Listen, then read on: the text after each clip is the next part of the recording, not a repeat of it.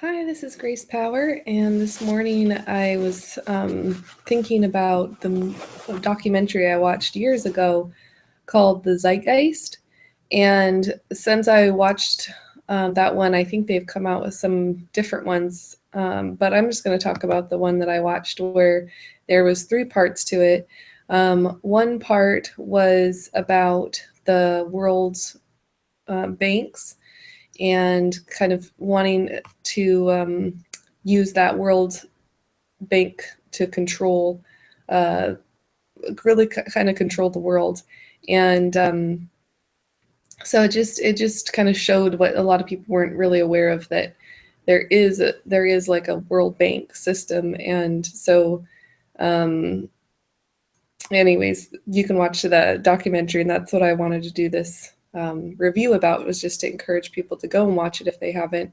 The other section on there was about 9/11 and just sort of the cover up of the true story. Luckily, there were witnesses that had seen the event, and in the Zeitgeist, they show clips of what the people were saying about what they actually saw and experienced the day of, watching the explosions and the impacts and all that. I won't go into all the details, but it just kind of raises the question, like, what's going on? What's the true story? And so that's the one part. Then the third part is about a lot about Jesus and Christianity and where it kind of comes from.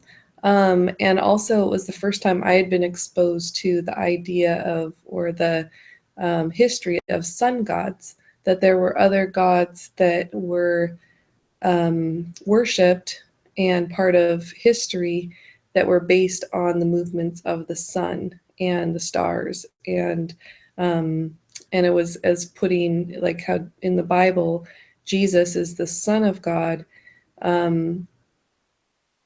It's more that Jesus is the actual sunshine of God. And so, I was just attending Easter service on Sunday, and when they were talking a lot about the stories of Jesus and the crucifixion and all of that, I just had a totally different perception of it, or interpretation of it. And I had been exposed to the idea that Jesus was the Son back when I was looking at a picture of Jesus with his 12 disciples around him at the Last Supper. And somebody that I was with said, "Isn't it interesting that there's 12 disciples and that there's 12 planets? And, Jesus is the Son of God, and Jesus is at the center of this table, like the sun." And it just kind of was the first time I thought, that's kind of an interesting correlation.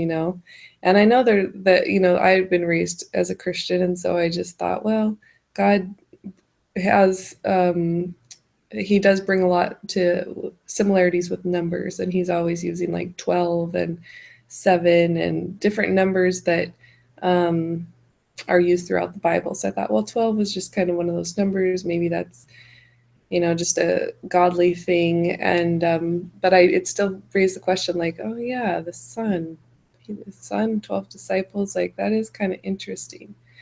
So anyways, just with the story of Easter, I was taking notes as the sermon was going on, and I just thought, wow, if everyone just believed that the story of Jesus is based on the sun, it would just have such a different meaning. It would have such a different feel, and there'd still be cause for worship. There'd still be cause for celebration, because the sun is amazing. It does bring life. It is, renews every morning. It has risen today.